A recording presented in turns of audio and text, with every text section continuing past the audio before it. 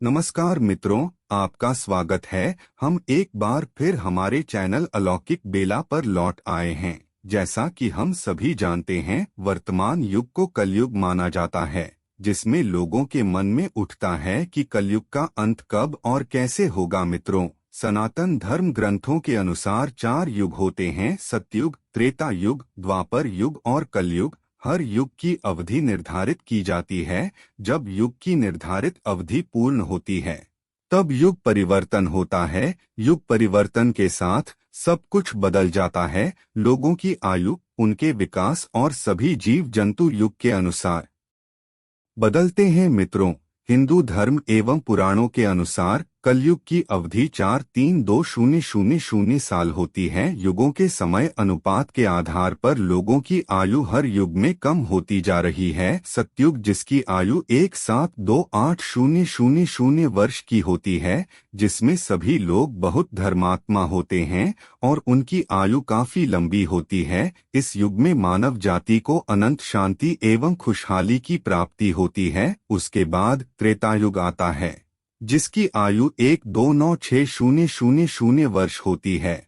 त्रेतायुग में धर्म के नाम पर अधर्म फैलता है, जो असंगत नहीं होता। इस युग में धर्म के नाम पर ज्यादा भ्रष्टाचार एवं लालच देखा जाता है। द्वापर युग में धर्म संपूर्ण रूप से अपनी पहचान खो देता है। इस युग में लोग अपनी स्वार्थ के लिए धर्म के नाम पर अनेक अपराध करते हैं, जैसे युद्ध करना, सत्य नहीं बोलना, छल करना इत्यादि। कलयुग में धर्म की आयु सबसे कम होती है, जिससे मानव जाति में असंतोष, असुरक्षा, उत्साह कम होता जाता है। इस युग में लोग धन एवं भोग के पीछे भागते हैं और धर्म की बजाय मटके की तरह जीवन जीने लगते हैं। शास्त्रों में सबसे पहला और सबसे बड़ा योग शुभ माना जाता है। इसकी अवधि 172800 वर्ष होती है। मानव की जीवन काल करीब 100000 वर्ष होती है, जिसकी लंबाई 32 फीट होती है। इस युग में भगवान ने मत्स्य, कूर्म, वाराह और नरसिंह अवतार धारण किए थे। इस युग में मुद्रा, रत्न और पात्र सोने के थे। पंच जीर्ण होते हुए भी पुण्य का प्रतिशत सदा 100% रहता था। इसी युग में सत्यवादी राजा हरिश्चंद्र थे, जिन्होंने सत्य की रक्षा के लिए अपने परिवार और अंत में अपनी जान भी न्यौछावर कर दी थी। सतयुग के बाद दूसरा बड़ा युग त्रेता युग होता है। इस युग की आयु करीब 129600 वर्ष होती है। इस युग में मनुष्य की आयु लगभग 10,000 वर्ष होती थी। मनुष्य की लंबाई 21 फीट होती थी। इसी युग में भगवान राम ने अवतार लिया था और रावण का वध किया था। इस युग में वामन और परशुराम भी अवतार लिए थे। त्रेता युग की मुद्रा सोना था और पात्र चांदी के बने होते थे। पाप की मात्रा 25% और पुण्य की मात्रा 75% थी। तीसरा युग द्वापर युग कहलाता है। इस युग की आयु करीब 86400 वर्ष थी और इसमें मनुष्य लगभग 1000 वर्ष तक की आयु जीवित रहते थे। इस युग में मनुष्य की लंबाई 11 फीट हुआ करती थी। इसी युग में भगवान ने श्री कृष्ण के अवतार में कंस का संहार किया था और महाभारत काल भी इसी युग में चला था। इस युग की मुद्रा चांदी थी और पात्र तांबे के बने होते थे। द्वापर युग में पाप की मात्रा बढ़ जाती है, जिससे पाप की मात्रा 50% और पुण्य भी 50% हो गया था। शास्त्रों के अनुसार कलयुग का आखिरी और सबसे छोटा योग बताया गया है। इसकी कुल आयु करीब 43200 वर्ष की है। मनुष्य की अधिकतम आयु 102 वर्ष के आसपास है और लंबाई 5 से 6 फीट तक है।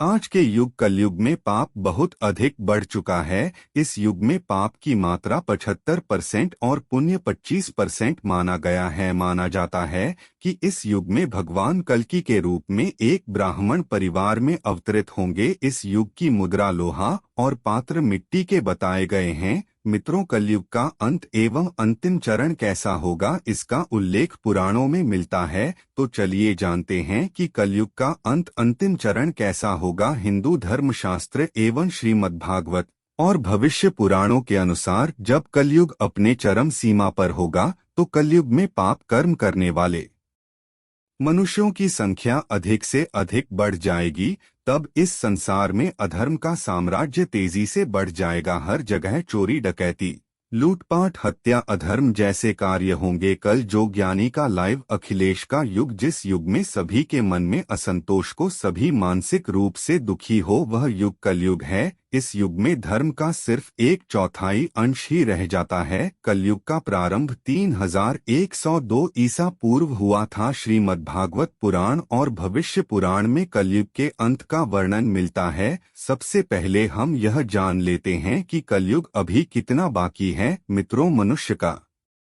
एक मास पितरों का एक दिन और रात होता है। मनुष्य का एक वर्ष देवता का एक दिन और रात है। मनुष्य के 30 वर्ष देवता का एक मास होता है। मनुष्य के 360 वर्ष देवता का एक दिव्य वर्ष होता है। मनुष्य के 43200 वर्ष देवताओं के 12,100 दिव्य वर्ष अर्थात एक कलयुग होता है। मनुष्य के 86400 वर्ष देवताओं के 242 दिव्य वर्ष अर्थात एक वापर योग होता है। मनुष्य के 1296000 वर्ष देवताओं के 36,100 दिव्य वर्ष अर्थात एक त्रेतायुग होता है। मनुष्य के 1728000 वर्ष अर्थात देवताओं के 489 दिव्य वर्ष अर्थात एक सत्य होता है। इस मान से कलयुग का काल 43200 साल लंबा चलेगा। अभी कलयुग का प्रथम चरण ही चल रहा है। कलयुग का प्रारंभ 3102 ईसा पूर्व से हुआ था, जब 5 ग्राम मंगल, बुध,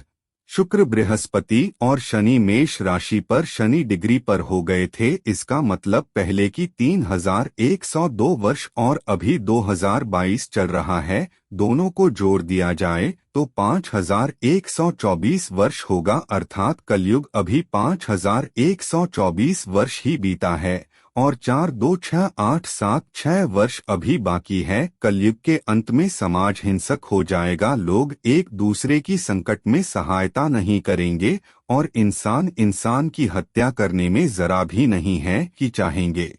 कलयुग के अंत में स्त्रियां अपने पति की इज्जत नहीं करेगी और पराये मर्दों से संबंध रखेगी। जो बलवान और धनवान होगा उसी का शासन होगा। तब इंसानों की आयु 10 से 20 वर्ष ही रह जाएगी। मनुष्य 16 वर्ष की आयु में ही वृद्ध हो जाएंगे और स्त्रियां 8 से 10 वर्ष की आयु में ही गर्भवती होने लगेंगी। कलयुग के चरण में होने पर चारों वर्णों के लोग सुधरोगे समान हो जाएंगे। उस समय धर्म कर्म का लोग हो जाएगा। मनुष्य जफर एक नास्तिक वह चोर हो जाएंगे। सभी एक दूसरे को लूटने में रहेंगे। मानवता नष्ट हो जाएगी। जो बलवान होगा उसी का राज रहेगा। जो शराब पर स्त्री गमन और हिंसा ही धर्म होगा। अपनी प्रशंसा के लिए लोग बड़ी बड़ी बात ही बनाएंगे, किंतु समाज में उनकी निंदा नहीं होगी। उस समय सारा जगत लेट हो जाएगा। इसमें कोई संक्षेप नहीं। कलयुग में लोग शास्त्रों से विमुख हो जाएं। नैतिक साहित्य ही लोगों की पसंद हो जाएगा। बुरी बातें ही होगी और बुरे शब्द ही बोले जाएंगे। स्त्री और पुरुष दोनों ही अधर्मी हो जाएंगे। प्रिया पतिव्रता धर्म का पालन करना बंद कर देंगे और पुरुष भी ऐसा ही करेंगे। स्त्री और पुरुष से संबंधित सभी वैदिक नियम विलुप्त हो जाएंगे। जब कलयुग का अंतिम समय आएगा, उस समय मनुष्य की लंबाई 4 से 5 इंच रह जाएगी और धरती का तापमान कितना होगा कि सभी लोग गड्ढे खोदकर रहेंगे। लोग भूख प्यास से मरने लगेंगे और गाय भैंस बकरी की तरह छोटी छोटी हो जाएं और दूध देना बंद कर देंगे। पेड़ पौधे फल देना बंद कर देंगे और सूख कर नष्ट हो जाएंगे। पृथ्वी की भूमि की उपजाऊ अंश 5 से 7 फीट अंदर चली जाएंगे। भूमि पर अन्न का दाना ना के बराबर उगेगा। लोग भूख प्यास एवं अकाल से दम तोड़ने लगेंगे। पृथ्वी लोक से सभी देवी देवता विलुप्त होकर अपने लोग चले जाएंगे एवं गंगा सहित सभी भारत की पवित्र नदियां सूखकर स्वर्ग गलोक चली जाएंगी। जब चारों तरफ अधर्म का साम्राज्य बढ़ जाएगा और लोग भूख से तड़प तड़प के मरने लग जाएंगे। पुराणों के अनुसार तब भगवान विष्णु के 10वें अवतार भगवान कल्कि का जन्म होगा। भगवान विष्णु कल्कि अवतार में समस्त संसार से मात्र 3 दिनों में ही पापियों का सर्वनाश करके पुनः धर्म की स्थापना करेंगे। जब कलयुग में सारे पापियों का सर्वनाश हो जाएगा, उसके बाद कलयुग के प्रभाव को खत्म करने के लिए पृथ्वी पर लगातार 12 वर्षों तक मोटी एवं मूसलाधार वर्षा तथा वज्रपात होगी, जिससे समस्त पृथ्वी जलमग्न हो जाएगी। तो फिर एक साथ 12 सूर्य उदय होंगे और जलमग्न हुई पृथ्वी जल सोख लेगी। फिर धीरे धीरे लोग साधु पुरुषों की सेवा, दान, सत्य एवं प्राणियों की सेवा में तत्पर होंगे। इससे धर्म के एक चरण की स्थापना होगी। उस धर्म से लोगों को कल्याण की प्राप्ति होगी, लोगों की गुणों में परिवर्तन होगा और धर्म से लाभ होने का अनुमान होने लगेगा। श्रेष्ठ क्या है? फिर इस बात पर विचार करने से धर्म ही श्रेष्ठ दिखाई देगा। जिस प्रकार क्रमशः धर्म की हानि हुई थी, उसी प्रकार धीरे धीरे धर्म को वृद्धि प्राप्त होगी और धर्म को पूर्ण तरह से अपना लेने पर लोग सत्य युग देखेंगे। तो फिर इस पृथ्वी पर नई भूमि और नए युग का निर्माण होगा, जो सतयुग के नाम से जाना जाएगा। तब इस संसार में फिर से जीवनयापन संभव होगा। मित्रों, उम्मीद करता हूँ इस वीडियो से कलयुग के अंत के बारे में थोड़ा ज्ञान तो अवश्य मिला होगा। मित्रों, वीडियो को लाइक अवश्य करें और ऐसी ही ज्ञानवर्धक वीडियोस देखने के लिए हमारे चैनल को सब्सक्राइब करना ना भूलें। धन्यवाद।